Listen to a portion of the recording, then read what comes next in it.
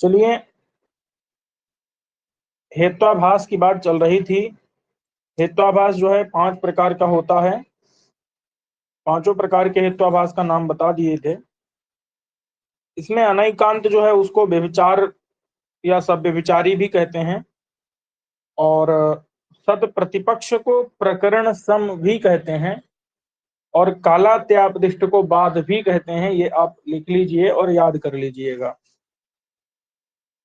अब इसमें पहला है अनैकांत। अनैकांत के 3 भेद होते हैं। आद्यः साधारणस्तु स्यात् असाधारण को अपरः, असाधारण, साधारण और तथैव अनुपसंहारी। अनुपसंहारी त्रिधा माने 3 प्रकार का अनैकांतिक होता है। साधारण, असाधारण और अनुपसंहारी 3 प्रकार का अनैकांतिक हेत्वाभास 3 प्रकार का होता है। अब साधारण किसे कहते हैं, असाधारण किसे कहते हैं और अनुपसंहारी किसे कहते हैं? तो यह सपक्षे विपक्षे च भवेत साधारणस्तु सह। जो सपक्ष में भी रहे और विपक्ष में भी रहे उसे साधारण कहते हैं। और यस्तु उभयस्माद् व्यावृत्तः सच असाधारणो मतः। और जो दोनों से अलग हो वो असाधारण होता है। और ऐसे जो अनुपसंहारी होता है वो केवलान्वयी पक्ष का, जिसका केवलान्वयी पक्ष हो वो अनुपसंहारी होता है। ऐसा हेतु जो सपक्ष और विपक्ष दोनों में रहे वो कैसा होता है? साधारण हेत्वाभास। और उभयस्माद् व्यावृत्तः का मतलब क्या है? जो सपक्ष और विपक्ष दोनों में नहीं रहता है वो असाधारण हेत्वाभास कहलाता है। और जो केवलान्वयी पक्ष वाला है वो अनुपसंहारी हेत्वाभास कहलाता है। ये बात समझ आ गई कि नहीं?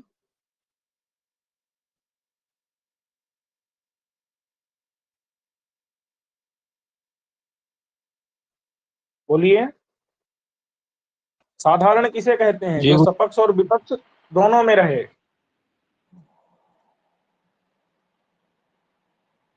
बोलिए भाई। जी गुरु जी प्रणाम।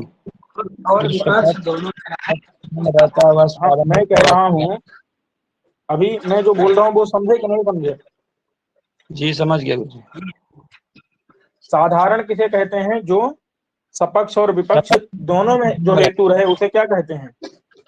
उसको साधारण हेत्वाभास। साधारण साधारण हेत्वाभास कहते हैं। और जो सपक्ष और विपक्ष दोनों में व्यावृत्त हो, दोनों से व्यावृत्त हो, दोनों में ना रहे, उसे क्या कहते हैं? जी असाधारण। असाधारण। और जो केवलान्वयी पक्ष वाला होता है वो कौन सा कहा जाता है? अनुपसंहारी हेत्वाभास। अनुपसंहारी अनैकांतिक हेत्वाभास कहा जाता है। तीनों के उदाहरण आपको याद होने चाहिए। तो साधारण का उदाहरण क्या है? पर्वतो वन्यमान सत्वात्। ठीक है।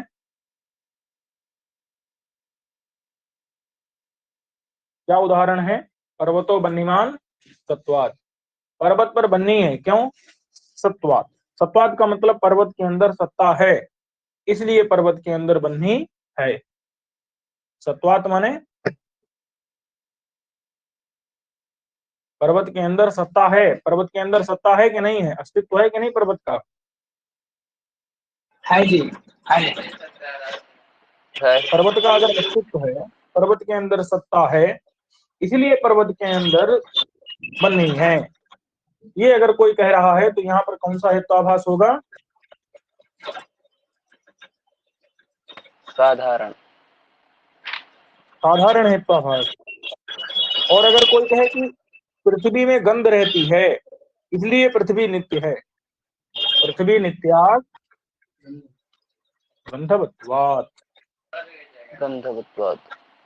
तो बताओ, पृथ्वी के अंदर गंध है इसलिए पृथ्वी को नित्य माना जाएगा क्या? नहीं। समझ गए कि नहीं?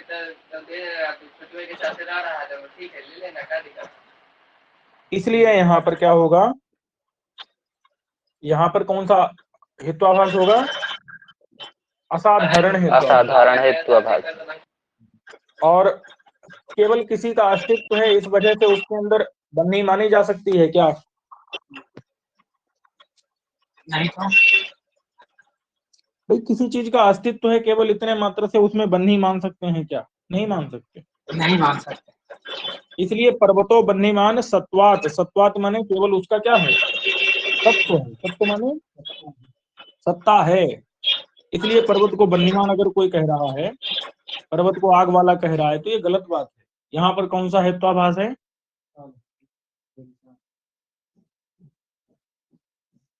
साधारण। अनुसंधान हेत्वाभास। साधारण। यहाँ पर साधारण हेत्वाभास है। पर्वतो बन्हीमान सत्वात में आदिमः, आदिमः माने साधारण हेत्वाभास। साधारण और हेत्वाभास। पृथ्वी नित्या गंधवत्वात में असाधारण हेत्वाभास। साधारण। असाधारण हेत्वाभास।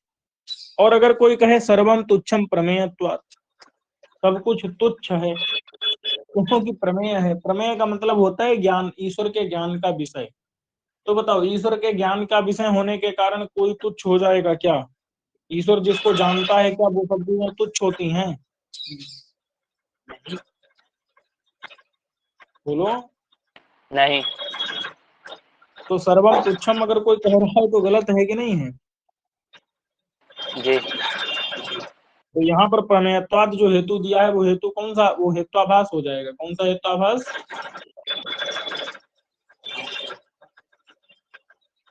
उपसंहारी। अनुपसंहारी हेत्वाभास।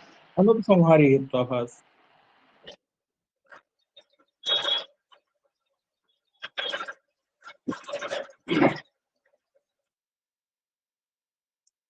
अब विरुद्ध का लक्षण क्या है याद रखिएगा। यह साध्यवती नैवास्ति सा विरुद्ध उदाहरता। मतलब विरुद्ध उसे कहते हैं जो साध्यवत में, साध्य के अधिकरण में न रहे। साध्य समझते हो किसे कहते हैं? साध्य हम कल बताए थे कि जिसको सिद्ध करना हो वही क्या होता है? पर्वत में बन्ही को हमको सिद्ध करना है तो साध्य कौन होगा?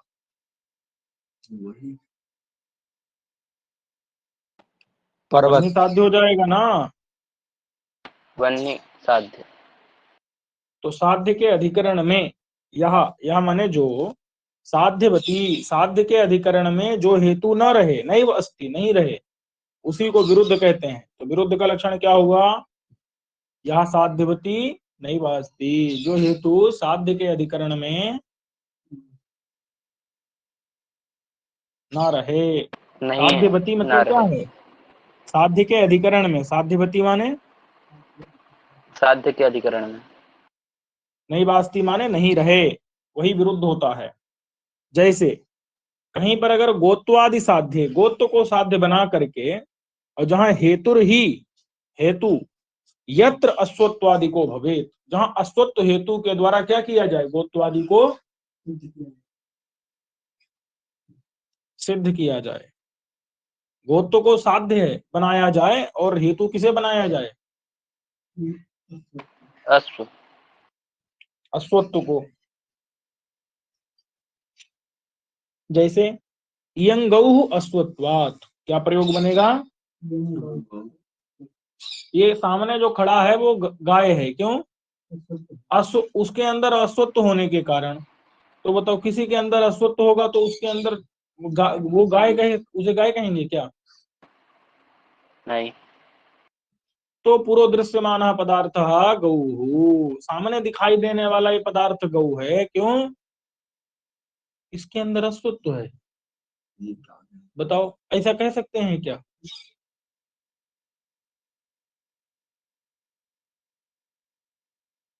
अरे अश्वत्व हेतु के द्वारा गोत्व की सिद्धि कर सकते हैं क्या? नहीं। नहीं कर सकते। इसलिए गोत्व आदि जहां साध्य होगा और अश्वत्व आदि को हेतु बनाया जाएगा, तो वहां पर कौन सा हेत्वाभास होगा? विरुद्ध। विरुद्ध हेत्वाभास होगा। विरुद्ध। अब है असिद्धि। तीन प्रकार का असिद्ध होता है। आश्रया सिद्ध, स्वरूपा सिद्ध, व्याप्यत्वा सिद्ध। समझ गए कि नहीं? जी। इनके आपको याद रखना है उदाहरण। आश्रया सिद्ध मतलब होता है पक्षा सिद्ध। आश्रया सिद्ध का मतलब पक्षा सिद्ध। जहां पर पक्ष ही ना हो, ऐसा पक्ष बनाया जाए जो कहीं पाया ना जाए। पक्ष किसे कहते हैं? संदिग्ध सत्य। संदिग्ध साध्यवान पक्षः। मतलब जिसमें हमको साध्य को सिद्ध सिद्ध करना करना हो, हो। संदिग्ध रहे, संदेह रहे। उसी को पक्ष कहते हैं। पक्ष यानी लघु पद, माने जिसमें हमको साध्य को बता स्थापित चुके करना हैं पहले। साध्य। विषया सौम्य सिद्धिर यत्र न विद्यते सपक्षः, वही पक्ष है। सिसाधैषया शून्य सिद्धिर यत्र न विद्यते सपक्षः, वही पक्ष है, पहले बता चुके हैं, याद रखना है आपको। तो ऐसा जो पक्ष है, अगर वो पक्ष ही ना हो कहीं तो पक्षा सिद्धि होता है। जैसे मणिमयो गिरि, अगर आप पर्वतो बन्नीमान कहते हैं चलेगा, पर्वत बन्नी वाला है। लेकिन अगर कहें मणिमयो गिरि, गिरि माने क्या होता है बताओ? गिरि माने पर्वत। पर्वत। पर्वत। और अगर जोड़े मणिमय पर्वतः बन्नीमान, अब बताओ मणिमय पर्वत होता है क्या कहीं? नहीं। तब तो अगर मणिमयो गिरि अथवा मणिमय पर्वतः बन्नीमान कहोगे तो वहां कौन सी असिद्धि होगी? पक्षा सिद्धि। पक्षा सिद्धि, क्योंकि पक्ष है ही नहीं कहीं, मणिमय पर्वत होता ही नहीं है कहीं। इसलिए इसको हम कौन सा हेत्वाभास कहेंगे? पक्षा सिद्धि। आश्रय। आश्रय सिद्धि। जैसे वो आता है ना, गगनारविंदम सुरभि अरविंदत्वात् सरोजारविंदवत्। तो गगनारविंदम, गगनारविंद होता है क्या? नहीं। गगन में कहीं अरविंद लगता है क्या? देखे हैं क्या? नहीं। तब अब देखो दूसरी असिद्धि कौन सी है? स्वरूपा सिद्धि। तो स्वरूपा सिद्धि में आप याद रखिए, जब पक्ष में हेतु का स्वरूप नहीं रहता है तो वही स्वरूपा सिद्ध है। जब पक्ष में स्वरूप का हेतु नहीं रहता। माने हेतु न रहे, ऐसे समझो, पक्षे हेतु यत्र न तिष्ठति, समझ गए कि नहीं? पक्षे हेतु नास्ति, पक्षे हेतु भाव, पक्षे हेतु भाव। अभाव। वही स्वरूपा सिद्ध है। जैसे हृदो द्रव्यम धूमवत्वात्, ये सामने जो जलहृद दिख रहा है ये द्रव्यम माने द्रव्य है। क्यों? धूमवत्वात्, क्योंकि इसके अंदर धुआं है। अब बताओ जलहृद में धुआं निकलता है क्या? नहीं।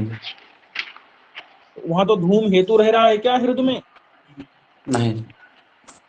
पक्ष कौन हुआ यहाँ? हृद। हेतु कौन हुआ? धुआं। ये धुआं रह रहा है क्या हृदय में? नहीं। तो जब पक्ष में हेतु का स्वरूप न रहे, पक्ष में हेतु न रहे, तो उसको कहते हैं स्वरूपा सिद्ध हेत्वाभास। समझ गए कि जी। नहीं?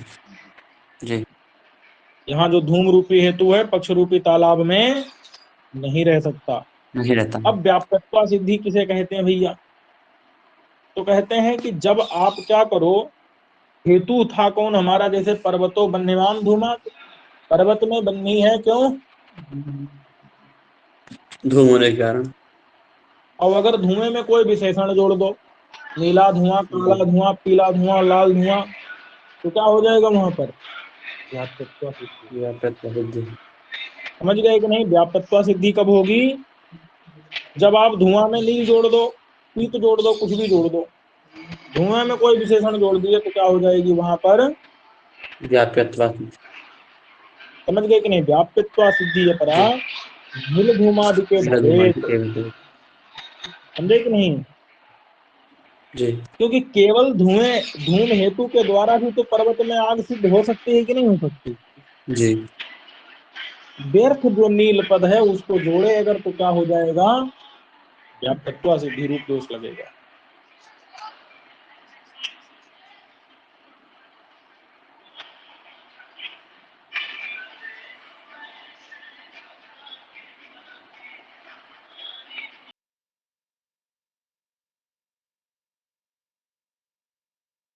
चलिए,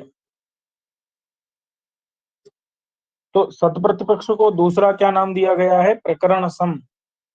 सत प्रतिपक्ष को ही क्या कहते हैं?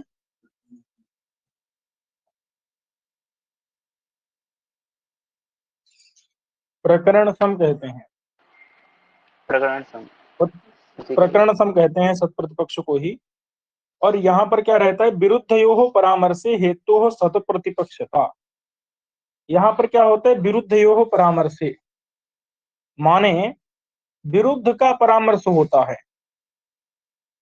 परस्पर जो विरुद्ध हैं, ऐसे दो परामर्श। देखो, परामर्श पता है ना क्या होता है? अनुमिति के प्रति व्यापार क्या होता है? परामर्श होता है। परामर्श। लेकिन जब परामर्श क्या हो जाए, दोनों विरुद्ध विरुद्ध परामर्श हो जाएं, तो क्या होगा? वहां पर उन दोनों हेतुओं को क्या कहा जाएगा? सत सत प्रतिपक्ष प्रतिपक्ष। दोष से युक्त कहा जाएगा। अगर परामर्श क्या हो जाए?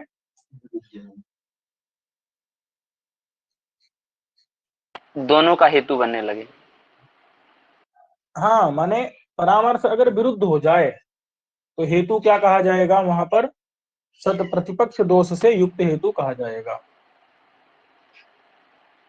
बात समझ आ गई? जी जी।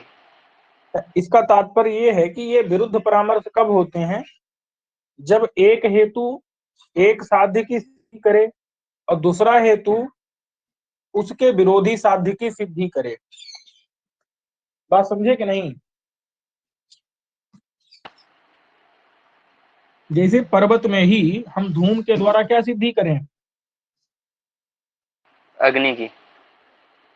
अब अगर वहीं पर हम जल के द्वारा सिद्धि करें अग्नि के अभाव की, तो क्या हो जाएगा? वहां पर सत प्रतिपक्ष दोष कहा होने लगे। जाएगा। ऐसे ही पर एक अनुमान तो सही हुआ ना। जैसे जैसे शब्दत्व है। जैसे देखो, श्रवणेन्द्रिय के द्वारा ग्राह्य होने के कारण शब्द को नित्य कहेंगे, ठीक है। और शब्द क्या है? कार्य अर्थात उत्पन्न होने के कारण शब्द को अनित्य कहेंगे। तो यहाँ पर भी क्या है? सत जी। प्रतिपक्ष है। अगर कोई कहे कि शब्द नित्य, हाँ शब्द नित्य है। क्यों? श्रवणेन्द्रिय ग्राह्य होने के कारण। श्रवणेन्द्रिय से शब्द का कारण। ग्रहण होता है कि नहीं होता है? जी। इसलिए शब्द नित्य है। और अगर कोई कहे कि शब्द क्या है? अनित्य है। क्यों? उत्पन्न होने के उत्पन्न कारण। होने के कारण से। तो यहाँ पर क्या है? जी। यहाँ पर सत प्रतिपक्ष दोष है। क्यों?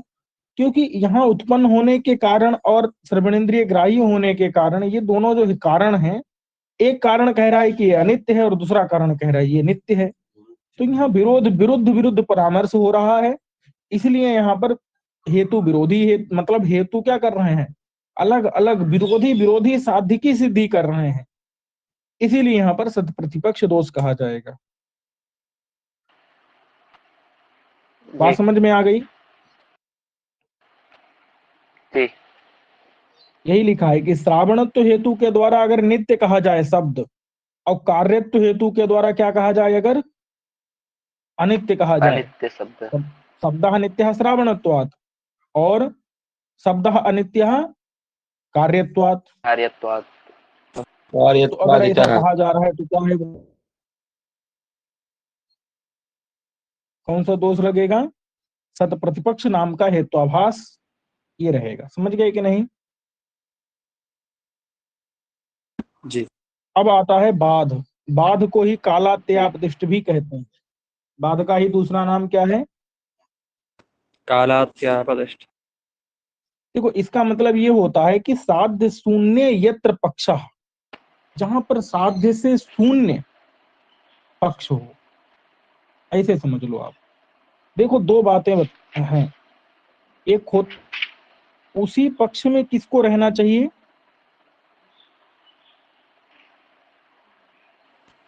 साध्य को रहना चाहिए। और उसी पक्ष में किसको रहना चाहिए? अगर हेतु न रहे पक्ष में तो कौन सा दोष होता है? प्रतिपक्ष होना रहे। स्वरूपा सिद्ध। और अगर साध्य ना रहे पक्ष में तो कौन सा दोष होता है?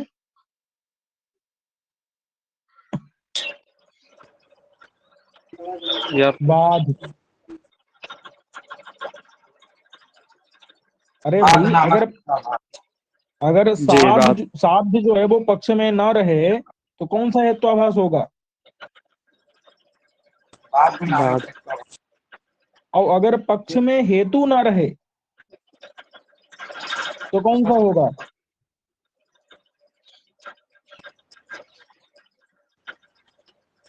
सत प्रतिपक्ष होता है। प्रतिपक्ष हेत्वाभास।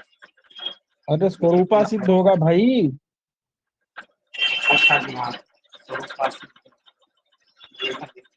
आवाज मेरी आ रही है कि नहीं आ रही है, बताओ। आ रही है, आवाज आ रही आ है। रही आप आ रही है। हमको आपकी आवाज स्पष्ट नहीं आ रही है, हम क्या बताएं। चलिए, तो हमने यहाँ पर क्या बता दिया आपको कि साध्य शून्य यत्र पक्षः, जहां पर पक्ष क्या होता है, साध्य से शून्य होता है, उसको तब हम बाध कहते हैं। ठीक है, माने जहां पर पक्ष में साध्य ना हो। ना हो। जैसे अगर कोई कहे कि उत्पत्ति कालीन घट में अगर गंध को सिद्ध करे, तो एक नियम है कि उत्पत्ति कालीन कोई भी द्रव्य हो, उसमें कोई गुण या कोई क्रिया, नहीं रहती। ये न्याय का सिद्धांत है कि उत्पत्ति कालीन पदार्थ नहीं द्रव्य, उत्पत्ति कालीन पदार्थ में उत्पत्ति निर्गुण कालीन अगर प्रथम क्यों कोई नहीं क्षण रहता? में द्रव्य है, निर्गुण एक रहता है। क्षण तक निर्गुण और निष्क्रिय रहता है। बात जी। समझ आ गई कि नहीं? क्या समझे? जब कोई भी द्रव्य उत्पन्न होता है तो प्रथम क्षण में निर्गुण रहता है।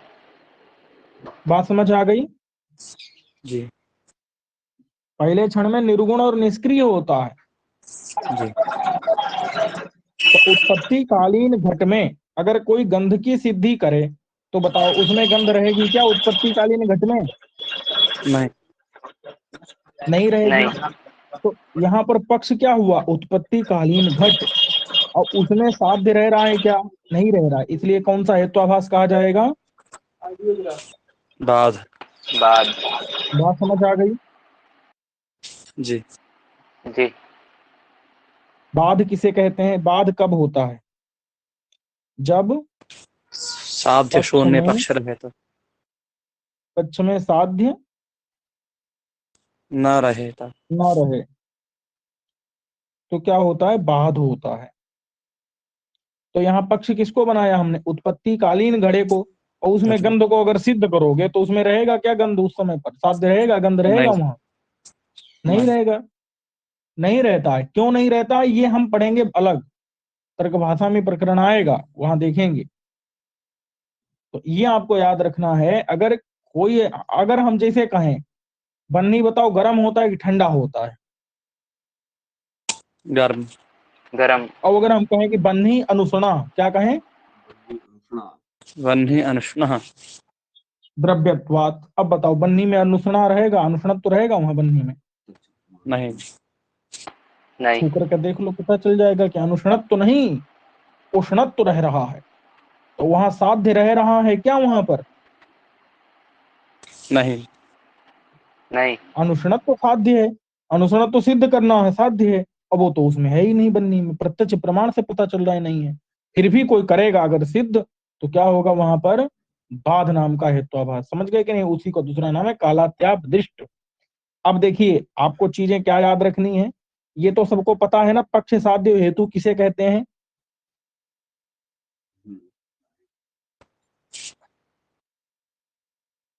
पक्ष साध्य हेतु किसे जी। कहते हैं, पता है कि नहीं? जिसमें सिद्ध जी। करते हैं वो पक्ष, जिसको सिद्ध करते हैं, जो चीज हमको मतलब वो जिसको साध्य। सिद्ध किया जाता है वो हो गया साध्य, साध्य जिसके या द्वारा पक्ष। सिद्ध करते हैं वो होता है हेतु। जी जी। जी। अब अगर आपसे पूछें कि अगर पक्ष ही ना हो, पक्ष ही असिद्ध हो, तो क्या होगा वहां पर? आश्रया स्वरूप सिद्ध। से। क्या होगा वहां पर? आश्रय शब्द। और अगर पक्ष में हेतु ना रहे तो क्या होगा? स्वरूप से। स्वरूपा से। स्वरूप। स्वरूपा सिद्ध होगा। समझ गए कि नहीं? जी और जी अगर हेतु में कोई विशेषण दे दें, हेतु में कोई निरर्थक विशेषण दे दें तो कौन सा होगा वहां पर? व्याप्यत्वा सिद्ध। व्याप्यत्वा से। अब देखो, पक्ष तो होता ही है, एक होता है सपक्ष, पता है ना, जी एक होता है विपक्ष। जी देखो, साध्य का जी जिसमें संदेह हो उसको पक्ष कहते हैं, जिसमें निश्चित रूप से पता है कि साध्य रहता है उसे सपक्ष कहते हैं, जिसमें निश्चित रूप से पता है कि साध्य नहीं रहता है उसे विपक्ष के विपक्ष। और अगर हमारा हेतु सिर्फ पक्ष में रहे और सपक्ष में ना रहे, विपक्ष में ना रहे, तो कौन सा हेत्वाभास होगा?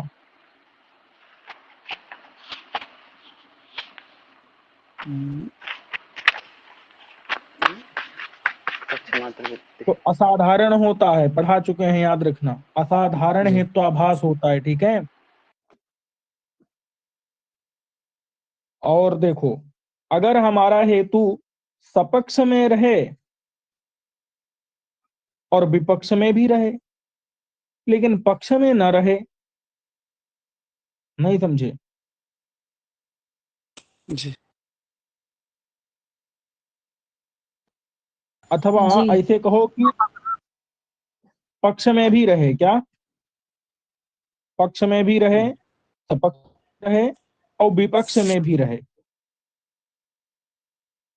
तो वो कैसा हो जाएगा? अनुपसंहारी। साधारण हो जाएगा।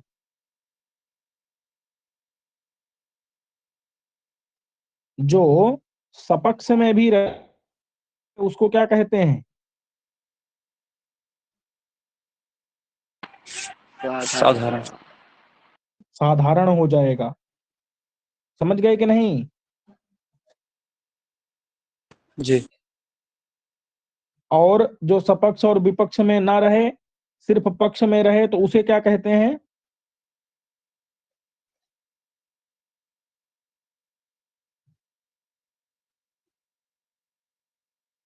असाधारण कहते अनुपसंहारी हैं।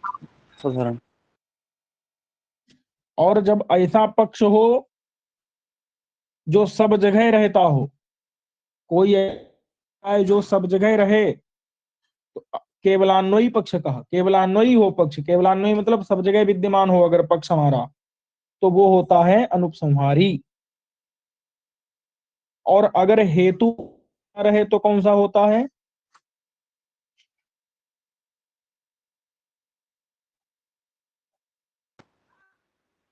स्वरूपा सिद्ध। अगर साध्य पक्ष में ना रहे तो क्या होता है?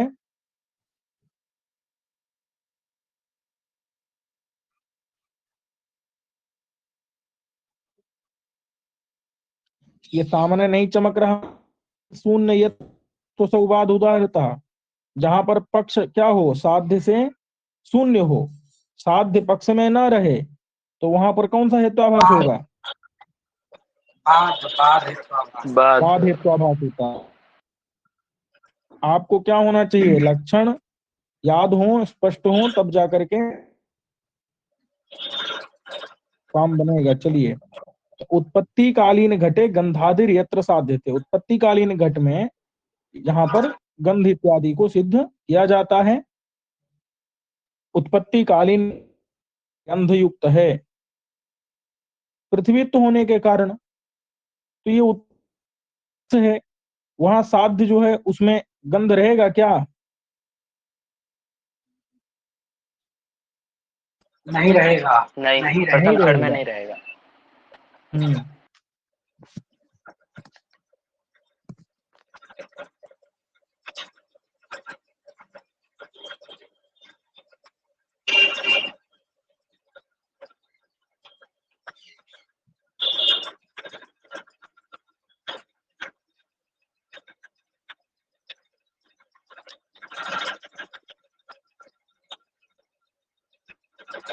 इतना समझ आ गया कि नहीं? हाँ जी, आया इतना सारा। चलिए, और ये उपमान खंड शब्द खंड हमने पहले ही आपको बता दिया था, तो यही हमको कुछ बताना था। ठीक है, हेत्वाभास हमने यहाँ से देख लिया है। अब हम लोग तुला ग्रंथ पढ़ेंगे। इसमें आपको जिसको कोई संदेह हो तो वो पूछ सकता है। अब क्या पढ़ेंगे हम लोग?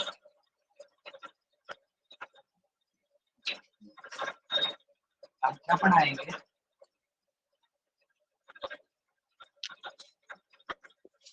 अब पढ़ते हैं, पहले इसको बंद कर देते हैं।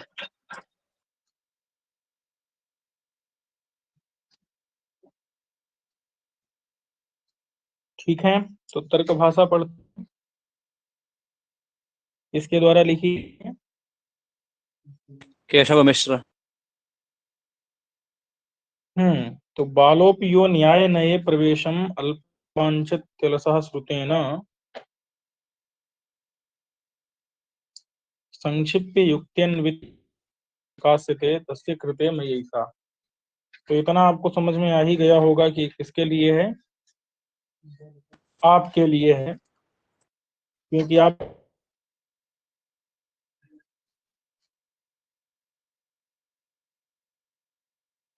आवाज ये कट रही है, आवाज नहीं आ रही। जी आवाज नहीं कट आ रही रही। है क्या? अब आ रही है। जी अभी कट गई थी। ठीक है, मैं कह रहा हूँ कि ये किसके लिए है, समझ आ गया होगा ना। जी बालोपियो न्याय नये प्रवेशम अल्पेन वांछत तिलसः श्रुतेन, मतलब जो न्याय मत में क्या करता है, प्रवेश चाहता है और अल्पेन श्रुतेन, थोड़ा सुन करके, थोड़ा दिमाग लगा करके, थोड़ा परिश्रम करके, ऐसा कोई आलसी है जो कि न्याय मत में प्रवेश चाहता है, उसके लिए ये तर्क भाषा प्रकाशित की जा रही है। बात समझ में आ गई कि नहीं? जी। जी कोई संदेह है इसमें? वर्क की प्रॉब्लम, आवाज नहीं आ रही साहब। नहीं जी, अभी भी आवाज साफ नहीं है क्या? अब यहाँ साफ तो हो आ गई, रही है। थोड़ी देर शुरू आ रही है, बढ़िया। संक्षिप्त यानी कि संक्षेप करके, युक्त्यन्वित तर्क भाषा, युक्तियों से युक्त तर्क भाषा को प्रकाश्यते तस्य कृते मयैषा, वह तर्क भाषा मेरे द्वारा उसके लिए की जा रही है, प्रकाशित की जा रही है।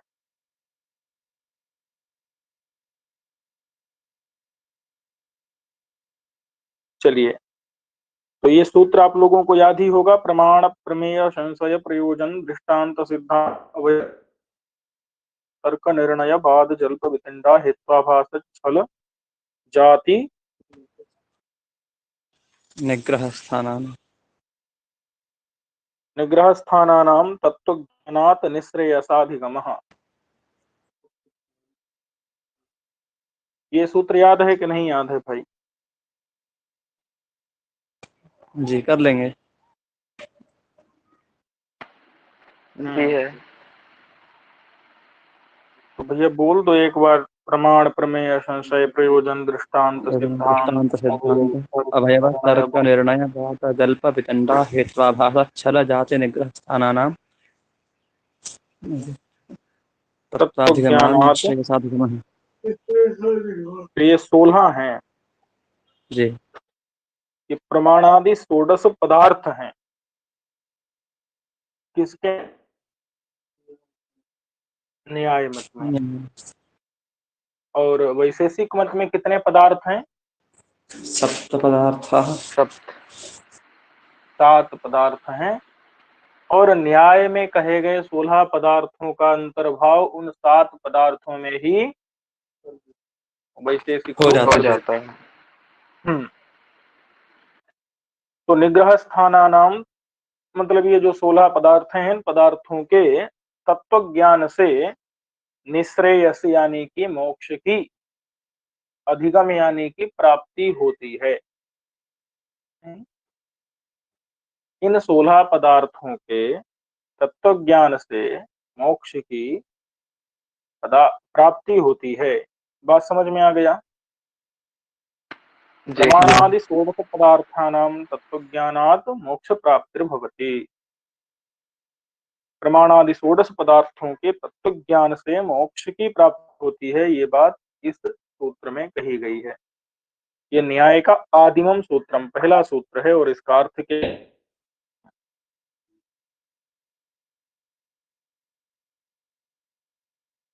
अब कहते हैं कि न च प्रमाणादीनाम तत्व ज्ञानम सम्यक ज्ञानम तावत भवति। तत्व ज्ञानम मतलब प्रमाण आदि षोडश पदार्थ। तत्व ज्ञानम बराबर षोडश पदार्थ। षोडश पदार्थ। अरे भैया तत्व ज्ञानम माने यहाँ नहीं जो पढ़ रहे हो हम पढ़ रहे हैं वो नहीं, आप ध्यान सम्यक देते ज्ञानम। क्या? तत्व ज्ञानम यानी सम्यक ज्ञान, यानी प्रमाणादीनाम षोडश पदार्थानाम तत्व ज्ञानम अर्थात सम्यक ज्ञानम न तावत भवति, तब तक नहीं हो सकता। प्रमाणादि 16 पदार्थों का तत्व ज्ञान माने सम्यक ज्ञान तब तक नहीं हो सकता यावदेशाम, जब तक इनका उद्देश्य लक्षण और परीक्षा न क्रियन्ते न किया जाए। जब तक इन 16 पदार्थों का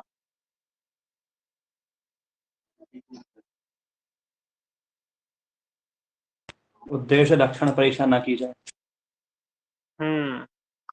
भैया एक काम करते हैं, इसकी नई रिकॉर्डिंग कर लें क्या? जी